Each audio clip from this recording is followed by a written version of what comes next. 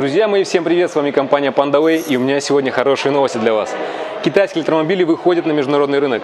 И выходит не просто какая-то компания, а BYD, один из сильнейших игроков на китайском рынке. И электромобиль, который выйдет на международный рынок, уже вышел. Это BYD Yuan Plus. Он уже продается в Новой Зеландии и в Австралии.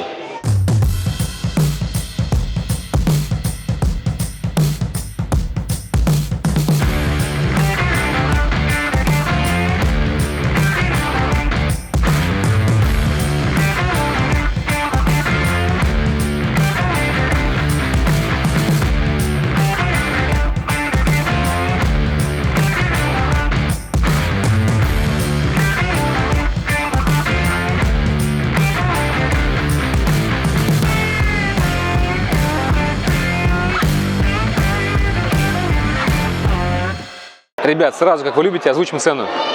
Минимальная комплектация на 430 километров стоит 131 800 юаней в Китае.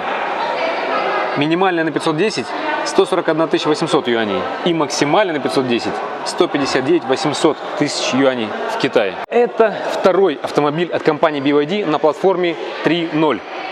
Первый был BYD Delfin, на который мы снимали обзор и который вы можете посмотреть по этой ссылочке. Дизайн, опять же, с элементами акватематики.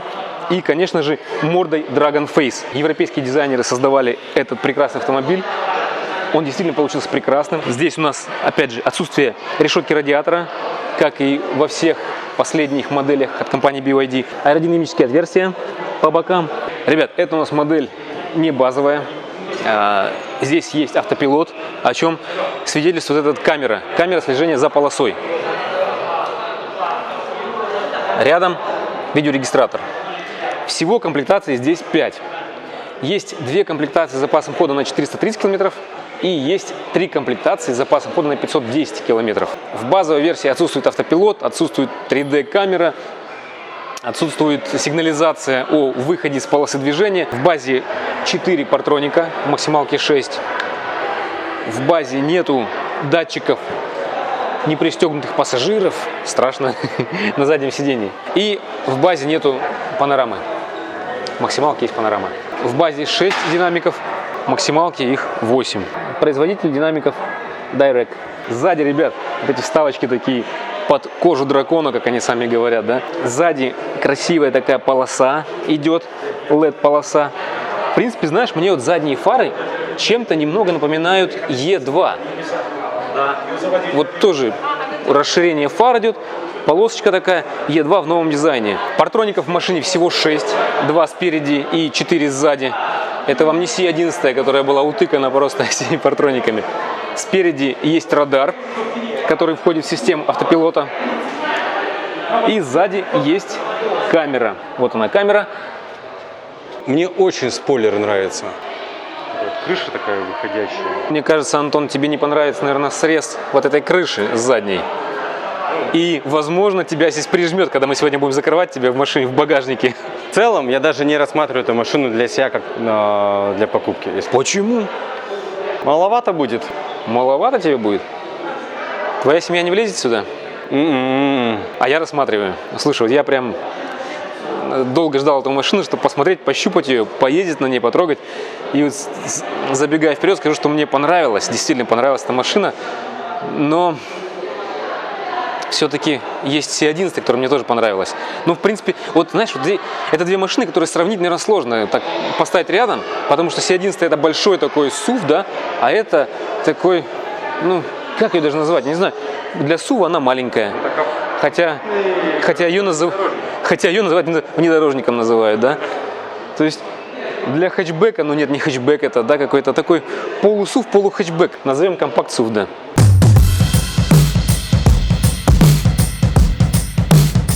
Один из самых ожидаемых электромобилей на китайском рынке, потому что он бюджетный, это BYD, он красивый, он мне нравится внешне, мне нравится, в принципе, внутренне, поэтому я очень долго ждал этого момента.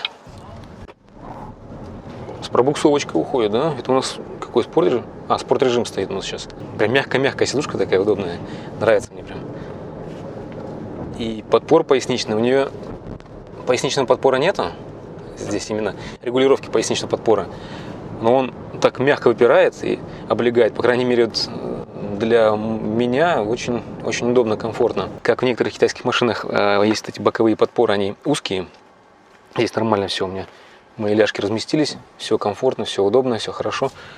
Руль, размер четкий, прям вот где мы с тобой в Айонви, да, большой был руль, мне казался, здесь прям очень комфортный. Нижняя часть срезана, удобно, опять же, ногам не мешает. Все классно под мои длиннющие ноги. Обзорность. Вот сразу так, первое впечатление, ничего мне, в принципе, такого дискомфорта не вызывает. Вот мне такое ощущение складывается, что размер зеркал точно такой же, как и в Айонви. В Айонви, ну, они мне маленькие казались, да. Именно по ощущениям по таким. Здесь не кажется маленький. Сзади вид у нас, в принципе, небольшой, через зеркало заднего вида. Вообще здесь 5 комплектаций. 2 комплектации на 400, на 430, по-моему, километров. И 3 комплектации на 510 километров запаса хода. Сейчас мы едем в предмаксимальной комплектации. Очень мягкий руль, хороший, приятный такой прям. Сидушки приятные, вообще отделка салона очень приятная. Ехать вот комфортно. Колеса установлены 17 дюймов во всех комплектациях с запасом хода на 430 километров. И есть 18-дюймовые колеса в версии на 510 километров, но в максималке. Тормоза дисковые во всех комплектациях, спереди вентилируемые, сзади не вентилируемые. А вот интересный момент касается подвески. Спереди у нас Макферсон установлена, а сзади многорычажка, ребят. Предпосылка к люксовым электромобилям, да? BYD скрыла от нас интересный момент, это клиренс. Но, конечно же, мы сейчас их выведем на чистую воду. Давайте замерим клиренс под батарейкой для начала. —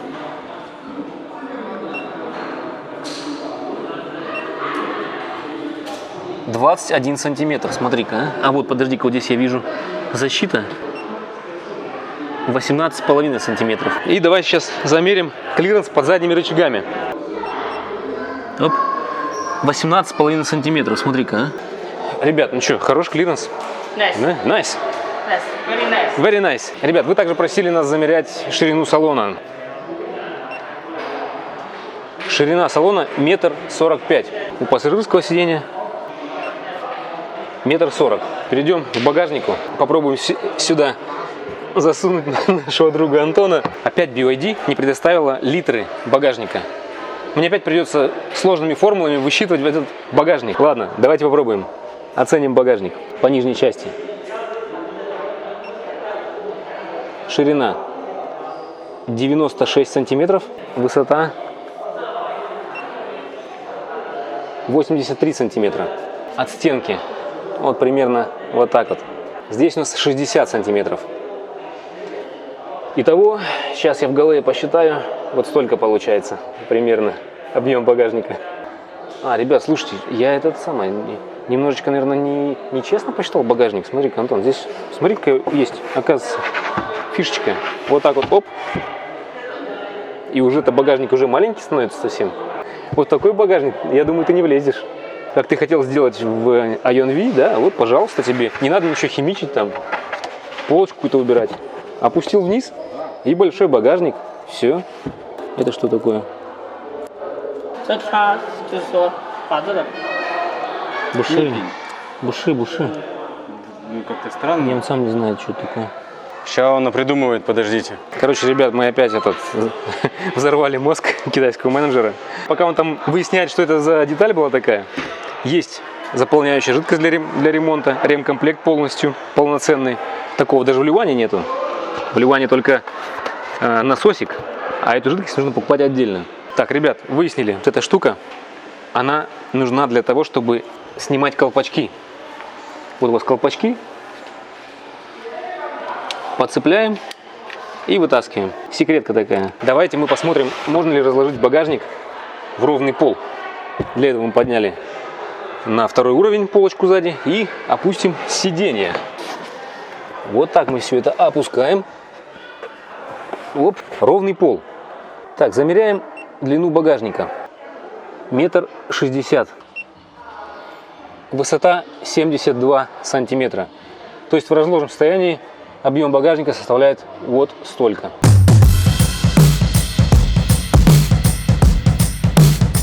Подвесочка прямо отрабатывает очень хорошо. Кстати, насчет подвески. Здесь спереди Макферсон, сзади многорычажка, ребят. Заезжаем на люки на какие-то, и я бы сказал, что здесь подвеска, по моим ощущениям, лучше, чем в Ion V, который мы снимали в прошлом нашем ролике. Да, и хорошо, знаешь, это все глухо. Да. Глухо в машине, при этом все очень глухо, все очень добротно. Шумоизоляция на арках очень хорошая.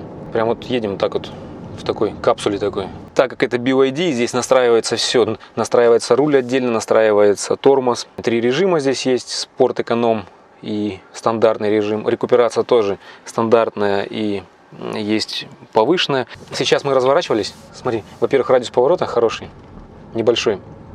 Во-вторых, руль чуть-чуть легковат. Ну, может быть, надо в настройках поменять, где же есть настройки руля. И вот steering mode, sport. Вот спорт, да? О, вот, он более такой стал наливной, более тугой руль стал. У меня в Ливане здесь локоть неудобно держать. И у меня привычка на подлокотнике держать руку. А здесь все комфортно. Вот рука расположилась. В принципе, я еду вот очень так нормально. Первое ощущение прям очень хорошее. Это бюджет у нас.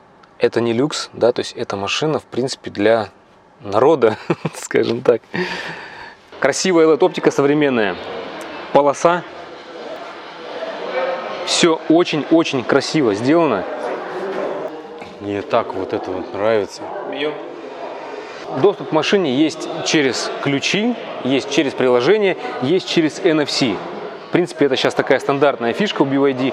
Они везде засовывают вот сюда вот в зеркало водителя NFC. Со стороны водителя есть автолог, а вот со стороны пассажира автолога нету, даже в максималке. Зарядка расположена на противоположной стороне от водителя. Медленная и быстрая зарядка. В комментариях вы там писали, что это сделано для того, чтобы машина могла заряжаться где-то на обочине, да, наверное. То есть подъехал, здесь у тебя станция зарядки, и ты от нее запитываешься. Но вот в Китае, по крайней мере, да, здесь мы еще не встречали ни одной зарядки, которая бы стояла на обочине. Обычно это специализированные места, где ты подъезжаешь, и даже больше они предназначены для того, чтобы заряжаться спереди, с носа. Вот это было бы самый удобный такой вариант. Всего у автомобиля есть 5 цветов. Есть синий, зеленый, есть красный, серебристый и белый цвет. По габаритам самым ближайшим конкурентом ему является Ion Y. Длина, ширина, высота у них практически одинаковая, там 2-3 сантиметра разница всего. Вот табличка сравнительная. Но по ощущению внутри у Ion Y меньше, места больше. То есть и задний ряд шире, да, и багажник, мне кажется, побольше. За счет чего? Наверняка за счет того, что здесь длиннее капот у нас. Тогда и багажник, может, есть впереди. Впереди багажник, думаешь, есть? Давай заглянем под капот.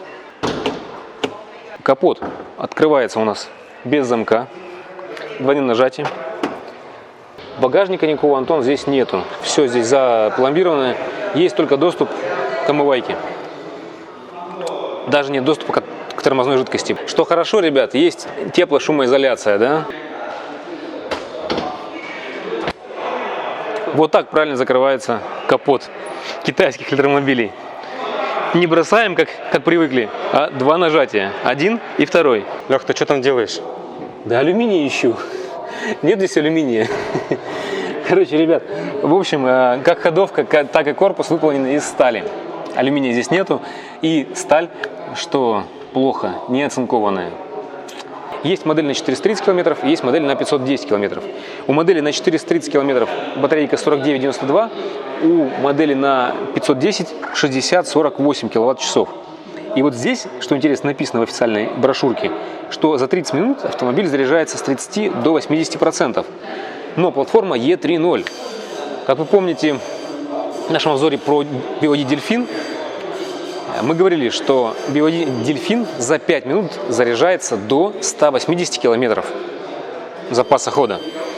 Здесь же мы сейчас пытали всех менеджеров, тут всех на уши подняли, они все там звонили куда-то. Никто нам не дал такой информации. У них нет пока такой информации. Есть ли здесь возможность зарядить автомобиль с супер быстрой зарядкой от BYD? Но так как платформа тоже E3.0, скорее всего, такая возможность есть.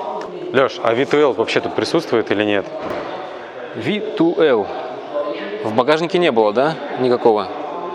Интересный вопрос, Антон. Спросим нашего друга. Он просто говорит, например, шашлык что-то делать можно. Шашлык можно, да? Машина, Вот, шашлык можно. машина на машина Ага, не сможет, все, да. шашлык можно делать. Функция V12 тут есть, как и во всех BYD современных автомобилей. То есть вы можете жарить шашлык, барбекю, приехать, чайничек, закипел чайничек, и даже можно чуть-чуть позарядить машину друга, если она у него села. Но все плюшки BYD, за что мы их и любим.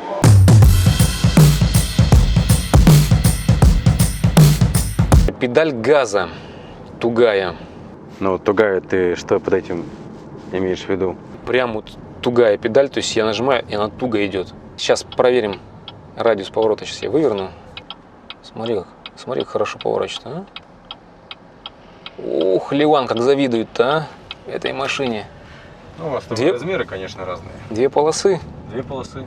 А меня не дает покоя, что значит comfortable parking. То есть комфортная парковка, это что бы это бы ни значило. Ребята, если вы знаете, напишите в комментариях. На многие вопросы менеджеры не могут ответить, потому что машина только вышла в продажу, она только появилась в салонах. И мы сейчас спрашивали, задавали вопросы каверзные разные. И они говорят, ну, мы пока не знаем, у нас пока нет такой информации. У них базовая машина проезжает либо 430, либо 510. Мощность двигателя. Мощность двигателя, да, 150 киловатт, крутящий момент 310. Ну, еще они, по-моему, знают, ускорение до 100 за 7,3 секунды они утверждают. Все. Остальное китайскому потребителю знать и не надо. Где ты меняешь рекуперационный режим, и где-то написано. Вот здесь стандарт лач. И при этом у тебя ничего не меняется. Нет, по ощущениям вообще ничего не меняется. Как вот твой NV, да, даже. Мы включили повышенный режим рекуперации, и он стал как однопедальный практически. Здесь же вообще ничего не меняется. Я отпускаю, она катится. Для меня это хорошо, потому что я не люблю вот эти вот режимы однопедальные. Но для кого-то, да, для кого-то это будет минусом. Расход этого электромобиля составляет заявленный, даже не заявленный, расчетный, который мы замерили сейчас на тест-драйве, составил 10,1 киловатт-часов на сотню. Это при активном вождении, то есть мы вжали педальку газа, втапливали, да, то есть мы замеряли скорость с 0 до сотни, составил 10,1 киловатт-часов. Но, честно говоря, мы в шоке, потому что какой-то расход чересчур маленький, как нам показалось. И если это так, то действительно это круто очень. Как они этого добились, я не знаю. Потому что мотор 150 киловатт, крутящий момент 310, он должен жрать. Должен жрать нормально. В машине работал кондиционер. Мы втроем с кондиционером ехали, да, то есть там минимум, мне кажется, пятнашка должна была выйти где-то. А здесь получилось 10,1, да? Если это правда, то это круто. Возможно, это все-таки как у меня в Ливане, когда он показывает, что у тебя расход там 19 киловатт, а по факту получается 27. Возможно, это расход, который показывает расход именно электродвигателя в данный момент. Электродвигателя, без учета системы, без учета освещения и всего прочего. Но, по крайней мере, вот такие цифры. Давайте мы все-таки попросим нашего друга Антона поместиться как-то сюда. В таком состоянии мы не будем его просить, потому что в таком состоянии тут даже ребенок не поместится, мне кажется. А вот в таком состоянии уже интересно. Слушай, а мне даже комфортнее, чем в Ionv, представляешь? Давай закроем тебя. Да легко.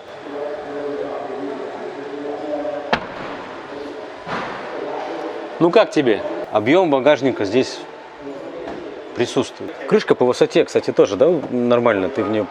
Ну я бьюсь об нее. И выше на все, она уже не поднимется. Это максимальное положение. У меня рост 185, мне не хватает чуть. А ты? 1,78 м нормально. Ребят, гарантия. Вам это, конечно, не интересно, но так, чтобы просто понимать, в Китае на эту машину гарантия на первого владельца пожизненная на батарейку и на электромотор. Здесь только передний привод, кстати. На все остальное, на освещение, на электронику 6 лет или 150 тысяч километров. Что подойдет раньше? Обычные классические ручки. Здесь есть ключ. Если вдруг что, можно ключом открыть. Есть кнопочка центрального замка. Полностью закрытые пороги. Уплотнительная резиночка. Садимся, и у нас ножки будут чистенькие, да, когда выходим, заходим в машину. Хорошо. Здесь, ребят, посмотрите, струны. Как заметил Антон, его бы дети, его достали бы во время поездки, они бы сидели бы вот так вот. Потому что эти струны, они везде, во всех 4 дверях. Был у нас предыдущий дельфин на этой платформе, на Е3.0, то здесь у нас, мне кажется, что-то похоже на кита. Брюхо вот это вот такое, и вот это ус китовый, да? Посмотрите, какие ручки интересные. То есть это колонка, динамик, и сверху на динамике есть вот эта вот рукоятка. Поначалу, когда я видел фотографии, мне казалось, ну что-то какой-то бред вообще, ну как так, ну я думаю, зачем мне это сделали? А сейчас мы посидели в этой машине, и мне понравилось. Я скажу вам, такое решение интересное. Динамик есть снизу, динамик есть сверху. То есть они совместили как бы и ручку сделали, и динамик сделали большой, да, то есть за счет этого. Такое интересное решение, опять же. А здесь у нас управление стеклоподъемниками, есть блокировка стекол, есть управление, настройка зеркал, детский замок и все прочее, да, такое. Вот. Автоматические доводчики у нас во всех 4 дверях. Нажали, и у нас сами стекла закрываются. Кстати, открываются стекла не до конца, задние. Есть небольшой такой выступ. Открыли дверь, закрыли дверь, сидушечка стоит на месте. То есть в памяти сидений, как было в Ion V и Leapmotor C11, такого нету. Очень понравился мне вот этот руль. Во-первых, регулировка, давайте посмотрим. Есть по вылету и есть по высоте. Мне очень понравилась вообще форма руля. Скошенный руль трехспицевой. Здесь у нас сверху есть такие вот впадинки, выпирающие части, которые... Короче, руль очень хороший. Толщина его, прям вообще форма, мне прям очень зашла. Кнопки. Это не сенсорные кнопки, физические клавиши, и они не литые, то есть все разделено вот такими вот разными отдельными какими-то частями, да, то есть опять же очень-очень хорошо. С левой стороны настройка автопилота, есть адаптивный круиз-контроль, есть камера 360 градусов, поворот дисплея центрального и есть управление расстоянием до ближайшего автомобиля. С правой стороны у нас вызов голосового помощника, китайского голосового помощника, английского пока нету английского, но я думаю, что он будет скоро. Так, а здесь вопрос возникает. Если они представили машину в Новой Зеландии, в Австралии, Как работает голосовой помощник? Да. Возможно, есть все-таки версии. Hello, how are you? 太难了，不知道你在说什么。Буджидау говорит, что сказала? Она говорит, я не понимаю, что ты говоришь. Да, вот интересный момент, действительно, если как же в Австралии будут они на китайском языке общаться, наверное, все-таки есть какая-то прошивка с английским голосовым помощником. Но иначе смысла нет. Да, то есть, ну, в принципе, если у них... Вообще, BYD изначально встраивают английский язык во все свои электромобили. То есть, соответственно, они нацелены на рынок европейский, какой-то там зарубежный рынок, да. То есть, поэтому я думаю, что это дело времени. Все это будет боль и разочарование в приборной панели водителя. Я уже смирился с тем, что они вот такие вот прямые, что они без защиты, без козырька, без ничего просто, да. Ну что вот это такое? Менеджер сказал, что здесь 5 дюймов. У меня телефон 6 дюймов. Вот посмотри. Вот он по ширине он точно такой же. По длине он на 3 сантиметра просто меньше. Блин, ну что это такое вообще, а? Я не знаю, ну как? Здесь столько информации важной. Реально, вот мы сейчас ехали, да, это считывание знаков. Это настройка автопилотом, скорость, расход, рекуперация, настройки, режимы. Столько много всей информации, которая просто должна разместиться как-то, каким-то образом здесь, в 5 дюймах. Как? Центральный дисплей, да, 12,8 дюймов. Можно держать его как в вертикальном положении, так и в горизонтальном положении. Здесь ничего, вопросов нету. Все хорошо, окей. Но это... В общем, дисплей это отстой. Дисплей отстой. Это ладно, нормально. Смотри, здесь такая подсветочка. Ambient есть еще, да? Материалы сверху приятные и мягкие, они прогибаются вот даже, да, вот, то есть это не такой деревянный пластик, это прям вот, не знаю, какая-то такая, что-то пенка, не пенка, кожзам, не кожзам. Строчка, это что это? Это не строчка, это просто штамповка, да? Да, здесь штамповка, это не строчка. Вот. Но, тем не менее, красиво все выглядит. И снизу вот это все приятный материал, и пластик, даже сам пластик, вот даже вот здесь вот на руле, вот эти части, он высокого такого качества, я бы сказал, не дешевый. То есть автомобиль, вот когда сидишь в нем, нет ощущения такого дешевизны. Действительно такой вот интересный дизайн. Отдельное внимание заслуживают дефлекторы, ребят. Посмотрите, во-первых, какие интересные такие вот, интересная регулировка, да, закрытие, открытие, направление. Опять же здесь ход мягенький, не скрипит ничего, приятно. Слушай, а как регулируется скорость? Только отсюда получается, да, то есть как стандартная вот эта вот регулировка скорости, ее нету, получается. Так как это BYD, естественно, здесь есть английский язык. Прямо из коробки, скажем так, да, то есть все. Мы включили, перевели, и никакой китайщины здесь нету, никаких иероглифов.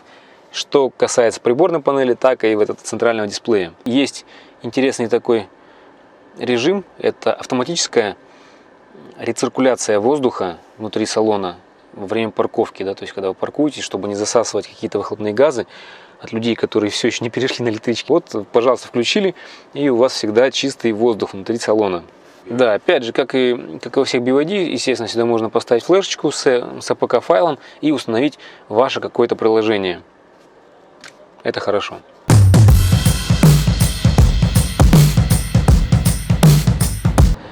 Так, ребят, сейчас мы сделаем замер на ускорение 0-100.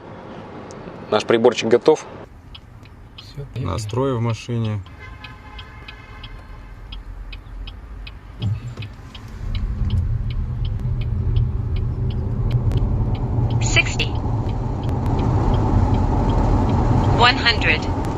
Слушай, 7,8,8.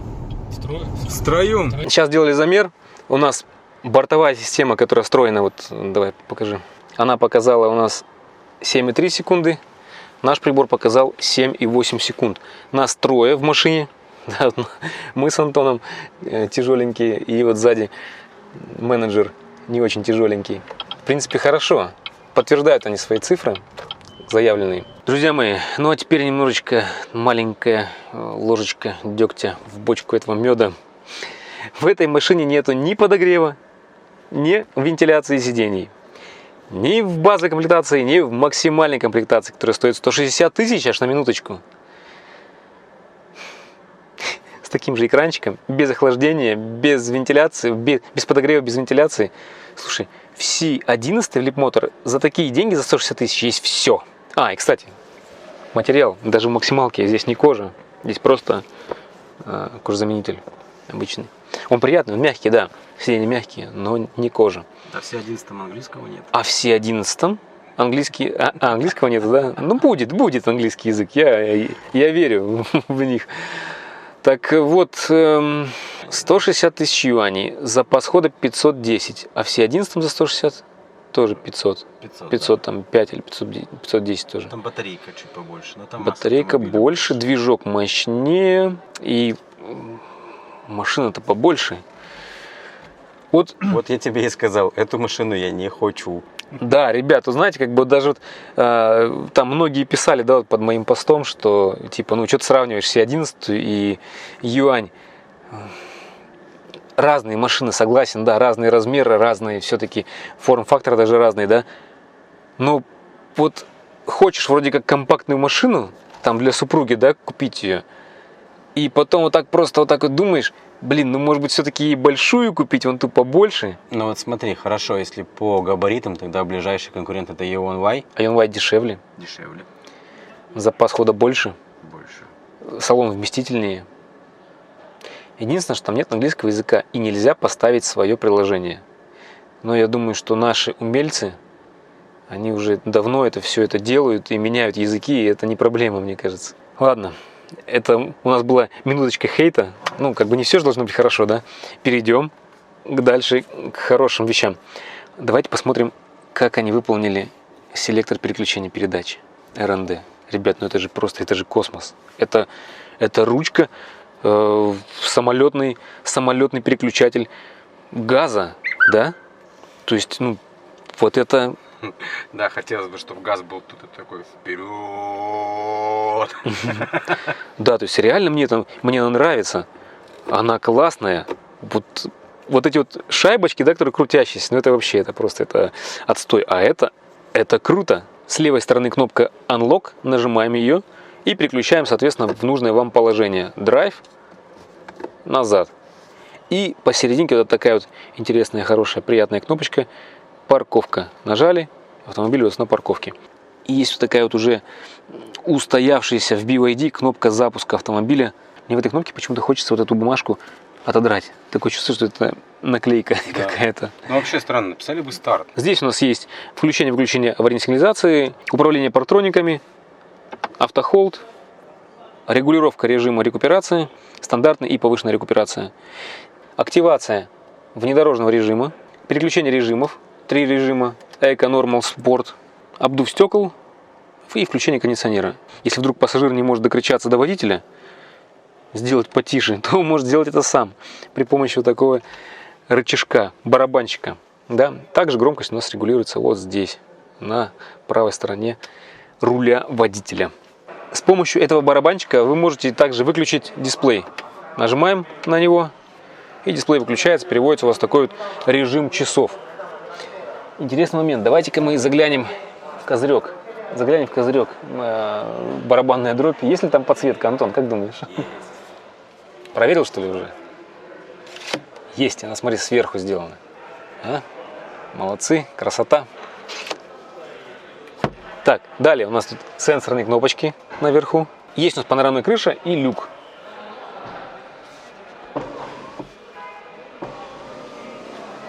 Красота. Высунулся, едешь, ветром тебя обдувает, чувствуешь свободу. Сиденье, ребят, посмотрите, кстати, вот я сижу, да, у меня полностью ляжка лежит на сиденье. Не в таком положении, да, вот.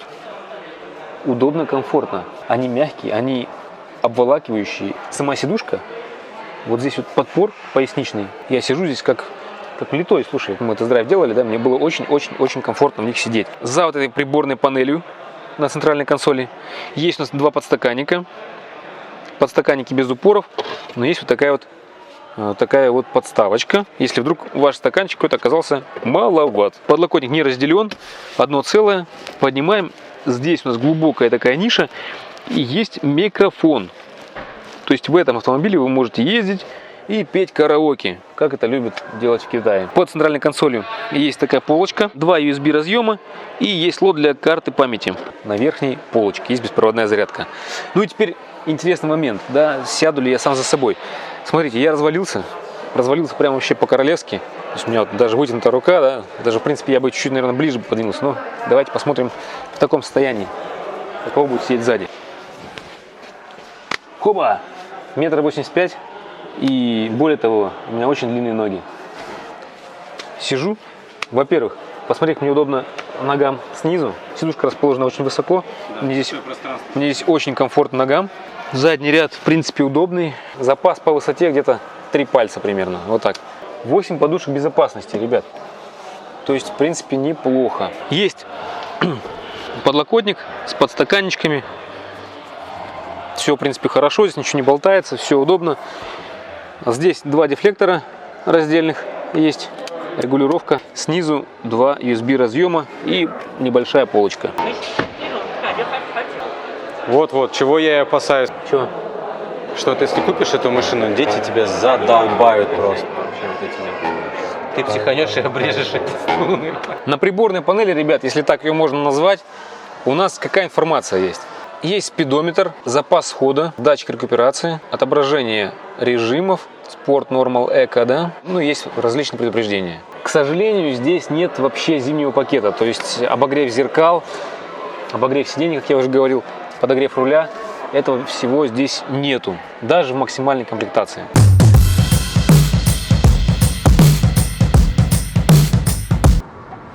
Оу! Здрасте. Тормоза очень чувствительные для меня. Как тебе педаль газа? А мне так вот нормальная. У тебя такая же? Мне кажется, да, мне такая же. Вот тормоз, да, к тормозу мне явно нужно было бы привыкать первое там время. Он очень информативный. То есть нужно чуть-чуть нажать, а ты уже встаешь. 150 кобыл, конечно, здесь прям чувствуется. 150 киловатт. Прям сильно чувствуется. Руль превосходного. Ну, вообще, BYD, конечно, в этой машине, мне кажется, они материалы используют такие, что жамкать хочется машинку везде. Она прям такая приятная на ощупь, где бы ты к ней не притронулся. В отличие от того же BYD Yuan Pro, там все подсэкономили, да? Ну и там и цена, конечно, а здесь прям нет. Слушай, ну и подлокотник, ты сказал, вот, ну да, удобно в целом. Все здорово, в машинке все идеально сбалансировано. Обзорность тоже меня радует. Да даже вот амбразура задняя, мне кажется, очень хорошо. Кранчик, конечно, этот прям елки-маналки. Что он такой маленький? Так, ребят, сейчас мы проверим автопилот. Включение. Ну-ка, Антон, расскажи, как активация происходит. Так, сначала включаем круиз-контроль, потом автопилот, а потом уже вот эту вот штуковину играемся. Держит, да, пульс? Держит. А, сейчас поворот, кстати, проверим сейчас.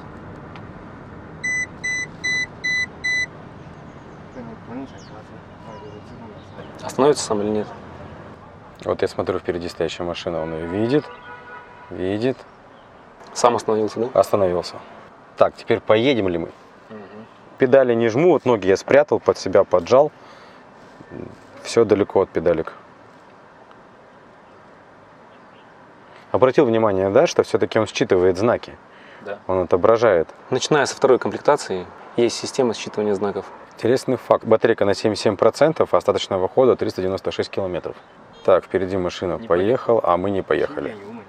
При остановке сбрасывается, получается. Мне нравится, как в этой машине сидишь, вальяжно. У меня спина широкая, и вот здесь я прям влез замечательно. Так, ребятки, вот сейчас вот Леха погонял, я погонял. И у нас расход составляет 10,1 киловатт-часов. Какая-то магия прям, я бы сказал. А еще и кондер работает, кстати говоря. Ну да, тут, видимо, какая-то настройка такая хорошая стоит. Так, ребят, мы сейчас до этого ехали с открытым люком. Было маленько, может быть, шумновато. И вот сейчас раз и тишина. Шумоизоляция хорошая, да. Так, я, кстати, поменял настройки тормозной системы, тормоза. И вот сейчас мне больше нравится, как тормоз реагирует. Мое мнение такое, живя в Китае, я бы эту машину не взял, потому что в целом она стоит 160 тысяч юаней. А за 160 тысяч юаней можно найти более интересный автомобиль. Но давайте я подмечу несколько интересных фишечек, а вы мне напишите, почему это так. По двери, объясни мне, почему так. Вот я приоткрыл, а она сама закрылась. То есть в целом я ничего не делаю. То есть если я походил, посмотрел на других BYD, там не так. Если касательно там Iona V, мы там пытались ее закрыть туда-сюда, да, то это просто. Дизайн мне очень нравится. Он мне даже чем-то Volkswagen ID4 напоминает, если честно. В целом машина классная, есть небольшие минусы, есть жирные плюсы. Наверное, плюс это батарейка. Расход, если реально расход такой, как показал, то это достойный автомобиль. А покупать или нет, решать вам. Друзья, ну а нам, конечно же, интересно ваше мнение, поэтому оставьте его в комментариях. Напишите, как вам этот автомобиль, насколько он, по вашему мнению, в соотношении цены и качества. А с вами была компания PandaWay из Китая. Будьте с нами, и у вас все будет хорошо.